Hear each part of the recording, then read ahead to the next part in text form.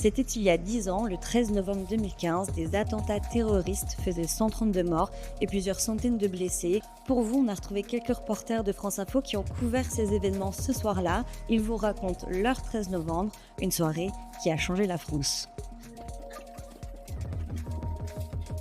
Le 13 novembre 2015, je passais la soirée dans un bar du 11e arrondissement avec des amis de France Info. Un rédacteur en chef m'a appelé, m'a demandé où j'étais, si je pouvais partir éventuellement sur des terrasses du 10e où il y avait eu une fusillade. Alors je suis partie, j'ai enfourché mon scooter. Très rapidement, je me suis retrouvée avec des gens en face de moi sur les trottoirs qui fuyaient et j'entendais des tirs au loin. Et je me suis dit, mais je ne suis pas encore arrivée aux terrasses, qu'est-ce qui se passe?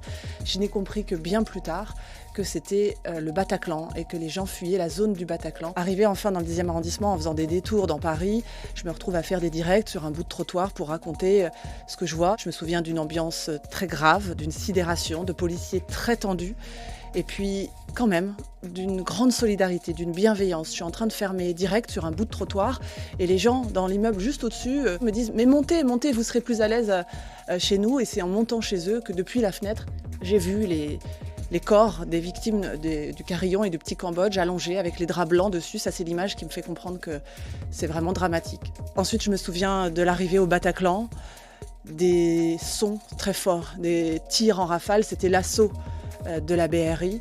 Et puis les bilans qui nous sont assez vite parvenus. On a parlé très vite de 90 morts. C'est très dur à processer comme information, c'est tellement énorme qu'il faut donner ces chiffres, il faut décrire les lieux, décrire les dizaines et dizaines de voitures de secours, les médecins qui savent faire, les gens qui sortent du Bataclan avec des couvertures de survie sur le dos.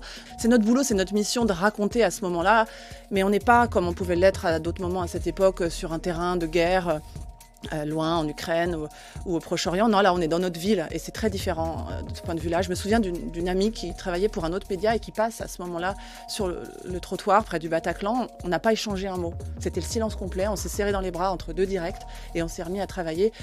L'horreur frappait notre ville et c'était en ça quelque chose d'un peu différent, d'un peu plus compliqué à gérer comme reporter.